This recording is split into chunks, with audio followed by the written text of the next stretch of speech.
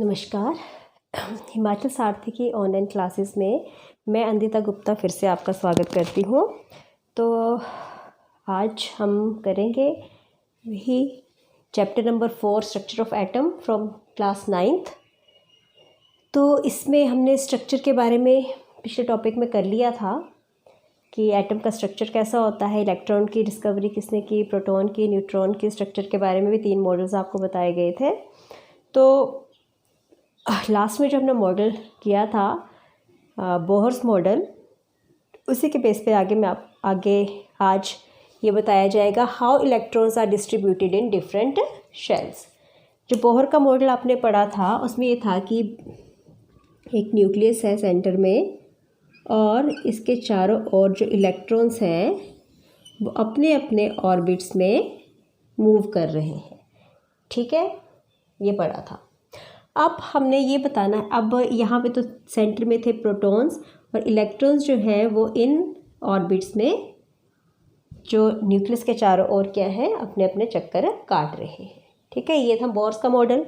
अब हमने ये बताना है आपको आज कि इलेक्ट्रॉन्स इन ऑर्बिट्स में कैसे डिस्ट्रीब्यूट, किसी एटम के जो इलेक्ट्रॉन्स हैं इन ऑर्बिट्स में कैसे डिस्ट्रीब्यूट होते हैं, कि कौन से ऑर्बिट में कितने इलेक्ट्रॉन आएंगे, अगले में कितने आएंगे, उससे अगले कितने आएंगे, वो आपको आज मैं बताऊंगी। तो इसके लिए एक छोटा सा फार्मूला होता है 2n⁻²। याद रखिए आप, 2n⁻²। अब जो फर्स्ट ऑर्बिट है इसको k बोला जाता है, सेकंड को l, थर्ड को m, फोर्थ को n। इससे ज़्यादा ऑर्बिट्स आते नहीं हैं, वो आपके मतलब 9th लेवल से हाई बातें हैं। ठीक है, वहाँ तक अभी हम नहीं जाएंगे। तो 4 शेल्स की बात करें तो शेल्स भी कहा जाता है कि के शेल है, ये एल शेल है, ठीक है, ये एम और ये एन। तो के लिए, के शेल के लिए एन की वैल्यू आती है 1, एल के लिए N is equal to 2, M के लिए N is equal to 3 and N के लिए एन इज इक्वल टू 4। ठीक है, तो अब किस ऑर्बिट में कितने इलेक्ट्रॉन्स आते हैं वो इस फार्मूले से आपको मिलेंगे 2n⁻²। अब फर्स्ट शेल है के शेल के लिए n कितना बताया आपको, n इज इक्वल टू 1। तो k के लिए 2, n की जगह क्या करेंगे आप 1⁻²। तो कितना आएगा 2 × 1 इज इक्वल टू 2। तो के शेल में कितने इलेक्ट्रॉन आएंगे, मैक्सिमम की बात हो रही है यहाँ पे, मिनिमम की नहीं, मैक्सिमम के शेल में कितने इलेक्ट्रॉन्स आएंगे 2। एल के लिए n कितना है 2, तो 2n⁻² है, तो 2 2 × 2 2 = 4, तो 4 2 = 8। एल में ज़्यादा से ज़्यादा कितने आएंगे 8। एम में फिर से कर लीजिए आप, 2 × 3⁻², 2 × 3 3 = 9, तो 9 2 = 18। तो एम में कितने आएंगे मैक्सिमम 18 और एन में 2 4⁻², तो 2 × 4 4 = 16 32। तो पता लग गया आपको, के शेल में मैक्सिमम कितने इलेक्ट्रॉन आ सकते हैं 2, एल में मैक्सिमम 8, एम में मैक्सिमम 18 और एन में मैक्सिमम 32। इससे ज़्यादा इलेक्ट्रॉन आप डिस्ट्रीब्यूट नहीं कर सकते। ठीक है, तो ये थी डिस्ट्रीब्यूशन ऑफ इलेक्ट्रॉन। मैं एग्जांपल के साथ आपको बताऊंगी। सपोज़ हम एक एलिमेंट लेते हैं, चलो छोटे से शुरुआत करती हूँ मैं। लिथियम लेते हैं, लिथियम Li सिंबल है उसका एटॉमिक नंबर जो है वो है 3। एटॉमिक नंबर लिथियम का एटॉमिक नंबर आपको बस इसी टॉपिक में आपको थोड़ी देर में समझाती हूँ मैं। लिथियम का एटॉमिक नंबर है 3। ठीक है, तो 3 एटॉमिक नंबर, 3 एटम्स उसमें है। ठीक है, 3। अभी 3 जो है इलेक्ट्रॉन्स ये कैसे डिस्ट्रीब्यूट होंगे एटम में, देखिए न्यूक्लियस आपको बताया, फर्स्ट शेल कौन सा है आपका के में कितने इलेक्ट्रॉन्स आते हैं 2, तो के में कितने इलेक्ट्रॉन्स आएंगे 2, और एल में कितना बच गया आप 1 बचा, तो एल में कितना रहेगा 1। ठीक है, तो हम ऐसे इसकी इलेक्ट्रॉनिक कन्फिग्रेशन लिख सकते हैं, के में 2 आए, एल में 1, एम में तो कोई आया ही नहीं। ठीक है, एक और एग्जांपल, आपको थोड़ा बड़ा एग्जांपल लेते चलो सोडियम का। सोडियम की परमाणु संख्या होती है 11, तो 11 को कैसे डिस्ट्रीब्यूट करेंगे आप? इसमें कितने आएंगे? फर्स्ट शेल में 2 इलेक्ट्रॉन्स, नेक्स्ट में कितने आते हैं मैक्सिमम? 8, 2 ये आगे 8, 1 2 3 4 5 6 7 8, कितने बन गए ये? 2 और 8 10। अब 11 है तो कितना बचा? 1 इलेक्ट्रॉन वो आउटर मोस्ट शेल में आ जाएगा, ठीक है। मतलब के में कितने आए? 2, एल में 8 और एम में 1। ये इसकी इलेक्ट्रॉन डिस्ट्रीब्यूशन आ गई, ठीक है। इलेक्ट्रॉनिक कॉन्फ़िगरेशन भी इसको बोला जाता है, इलेक्ट्रॉन डिस्ट्रीब्यूशन भी बोला जाता है, इलेक्ट्रॉनिक वितरण भी इसको हिंदी में बोला जाएगा कि कैसे हम इलेक्ट्रॉन्स को डिस्ट्रीब्यूट करेंगे इन शेल्स में, ठीक है। उम्मीद है आपको समझ आ रहा होगा, ठीक है, पता लग गया होगा कि कैसे हम डिस्ट्रीब्यूट कर रहे हैं। तो ऐसे जब हम डिस्ट्रीब्यूट करते हैं, इसी के बेस पे एक टर्म और आती है वैलेंसी, ठीक है। वैलेंसी आपको मैं बताना चाहूँगी, संयोजकता भी इसको बोलते हैं, वो क्या चीज़ है।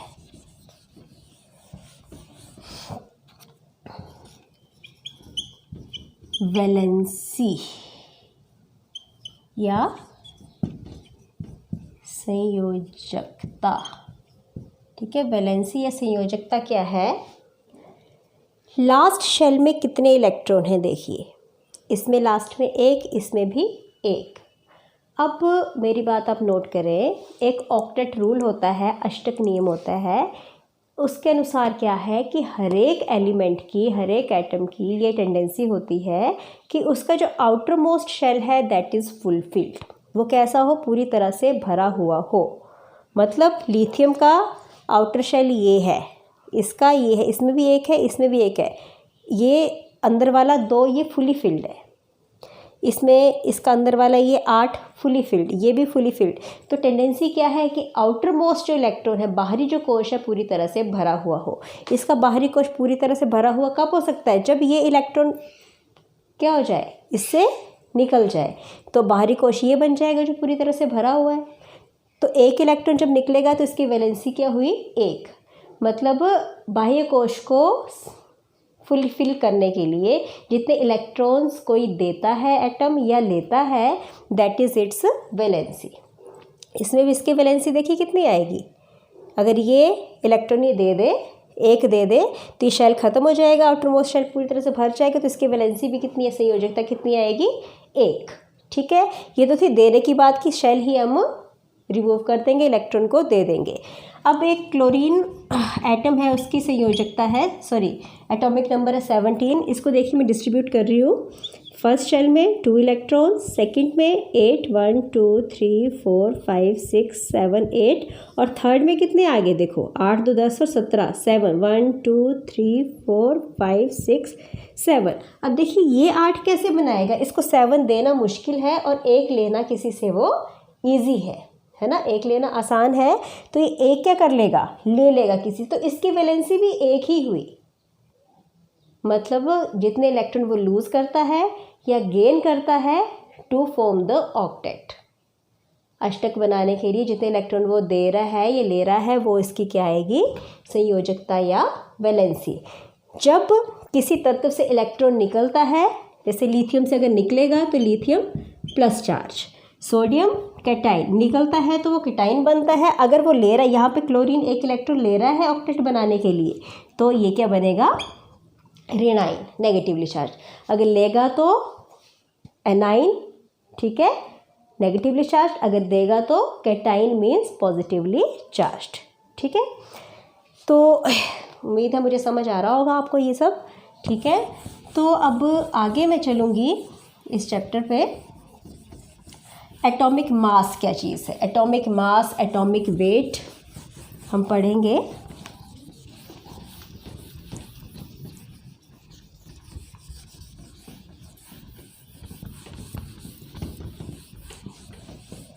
चलिए मैं पहले एटॉमिक मास की बात करती हूँ।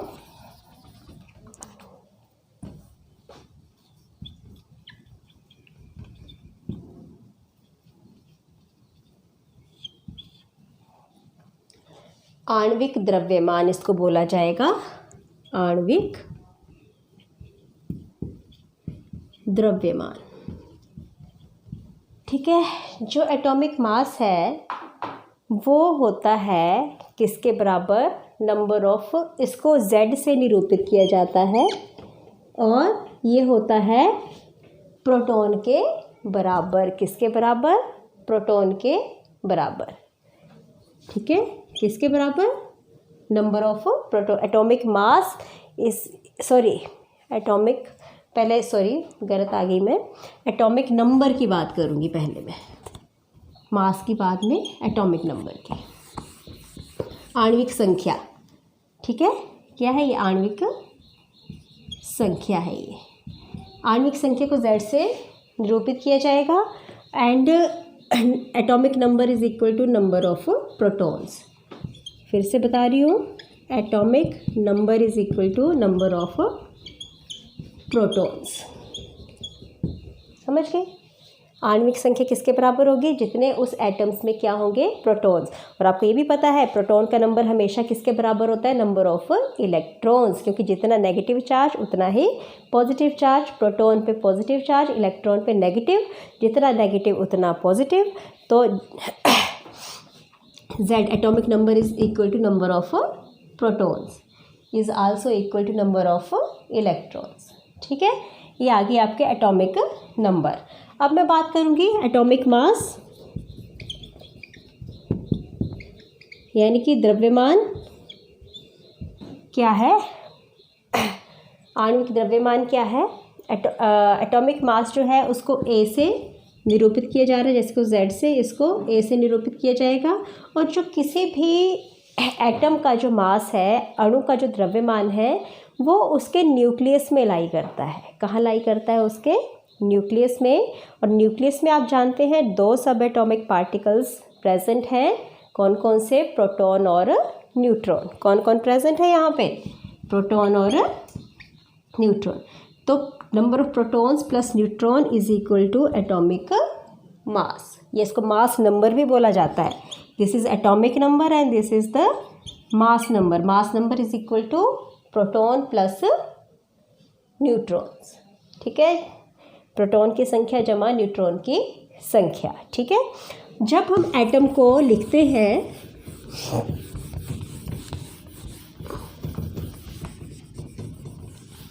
देखिए जब कोई एटम हम राइट डाउन करेंगे, सपोज एटम इज X, ठीक है, तो जो इसका एटॉमिक नंबर होगा दिस वन, यानी कि Z को हम नीचे लिखेंगे। ठीक है, और mass number that is A को यहाँ पे हम ऊपर लिखेंगे, A को हम लिखेंगे ऊपर। ठीक है, तो जैसे कार्बन है, एग्जाम्पल कार्बन का सिंबल लिखेंगे, X की जगह सिंबल आ गया, कार्बन का सिंबल है 6, उसका एटॉमिक नंबर है, सॉरी सिंबल है C, एटॉमिक नंबर है 6 और मास नंबर है उसका 12। तो उसको ऐसे लिखा जाएगा। एग्जाम्पल दिया जैसे C है ना, ये एटॉमिक नंबर और ये क्या आएगा, उसका मास नंबर। तो समझ आ गया होगा, याद रखना है atomic number is equal to number of protons that is also equal to number of electrons. Atomic mass is equal to, it lies in the nucleus, nucleus में ही सारा द्रव्यमान होता है। ठीक है, is equal to number of protons plus number of neutrons, protons plus neutrons. अब इसी से जब एटॉमिक नंबर और एटॉमिक मास ने आपने जाना, तो इसी से आपको फर्दर आइसोटॉप्स के बारे में बताया जाएगा। What are isotopes and what are isobars. Isotopes क्या है, आइसोटॉप्स,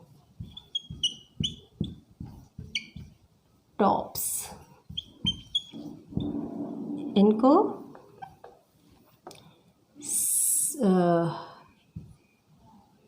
समावयव भी कहा जाता है। ठीक है, तो आइसोटॉप्स के होते हैं जिनका, या समावयव नहीं, सॉरी समस्थानिक, हाँ समस्थानिक भी कहा जाता है। समस्थानिक, समस्थानिक का मतलब है ऐसे एलिमेंट्स सपोज X मान लिया, जिनका एटॉमिक नंबर सेम है, Z क्या दोनों का same but A is different. इसका A है तो इसका A स्टार मान लिया। याद रखें डेफिनेशन क्या हुई, such atoms whose atomic number is same, atomic number क्या आएगा सेम बट एटॉमिक मास मतलब मास नंबर डिफरेंट। ठीक है, वो क्या हो गए आइसोटोप्स, एटॉमिक नंबर सेम और मास नंबर डिफरेंट। ठीक है, तो देखिए कार्बन के ही दो आइसोटोप हैं, एक कार्बन 12 और दूसरा carbon 14। Atomic number is same but mass number is different, these are isotopes. ठीक है, आपको मैं हाइड्रोजन के आइसोटोप्स जरूर बताना चाहूँगी। हाइड्रोजन के 3 आइसोटोप्स होते हैं, ये हाइड्रोजन का सिंबल है H, 3 आइसोटोप्स है मतलब एटॉमिक नंबर सेम है और मास नंबर तीनों का डिफरेंट है। ठीक है, तो फर्स्ट वन जो है इसको बोला जाता है प्रोटियम, नाम याद रख लेना है आपने, प्रोटियम, ड्यूटेरियम और this one is tritium. Protium, deuterium और ट्रिटियम हाइड्रोजन के 3 आइसोटोप हैं, atomic number same but mass number is different, protium, deuterium और ट्रिटियम। ठीक है, तो आइसोटोप्स क्या हुए, ऐसे एटम्स, ऐसे एलिमेंट्स जिनका एटॉमिक नंबर सेम होता है पर मास नंबर जो है वो डिफरेंट होता है। ये इनके कई यूजेस भी हैं, जैसे यूरेनियम के जो आइसोटोप हैं that are used as fuel in nuclear plants. ठीक है, जहाँ पे नाभिकीय ऊर्जा प्राप्त होती है वहाँ पे यूरेनियम के जो आइसोटोप है एज अ फ्यूल यूज़ होते हैं। रिएक्टर्स में, न्यूक्लियर रिएक्टर्स में इनका यूज़ होता है। फिर कोबाल्ट के जो आइसोटोप हैं उनको कैंसर ट्रीटमेंट में यूज़ किया जाता है। ठीक है, फिर आयोडीन के आइसोटोप्स हैं उनको ग्वाइटर ट्रीटमेंट में यूज़ होते हैं। इस तरह आइसोटोप्स के कई यूजेस हैं। ठीक है, मेन यूरेनियम का फ्यूल में, in nuclear reactor, cobalt cancer treatment में है, आयोडीन ग्वाइटर ट्रीटमेंट में है। तो ये आइसोटोप्स के बारे में उम्मीद है आपको समझ आ रहा होगा। तो साथ में फिर से बोल रही हूँ, लाइक, शेयर और सब्सक्राइब करना ना भूलें। ठीक है, अब आइसोटोप्स के बाद फर्दर आपसे बात होगी आइसोबार्स के बारे में। ठीक है, आइसोटोप्स के बाद मैं बात करूँगी आइसोबार्स की।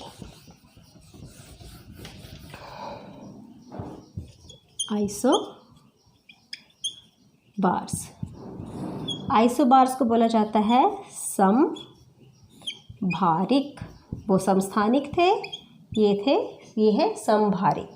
इसमें उल्टा हो जाएगा, एटॉमिक नंबर डिफरेंट, ये डिफरेंट और मास नंबर इज सेम। ठीक है, मतलब Z जो है वो सेम डिफरेंट आएगा और A जो है वो सेम आएगा। फॉर एग्जांपल कैल्शियम और आर्गन 2 एलिमेंट्स हैं, इनके जो एटॉमिक नंबर है वो है 20 एंड 18, बट जो मास नंबर है दोनों का है 40। ठीक है, तो ये हो गए आइसोबार्स। कैल्शियम और आर्गन ये आइसोबार का एग्जाम्पल है, इनका एटॉमिक नंबर डिफरेंट है और मास नंबर जो है वो सेम है। ठीक है, तो इसी के साथ मैं आज का टॉपिक यही ख़त्म करती हूँ। ठीक है, अगले टॉपिक के साथ फिर से आपसे मुलाकात होगी, तब तक के लिए नमस्कार।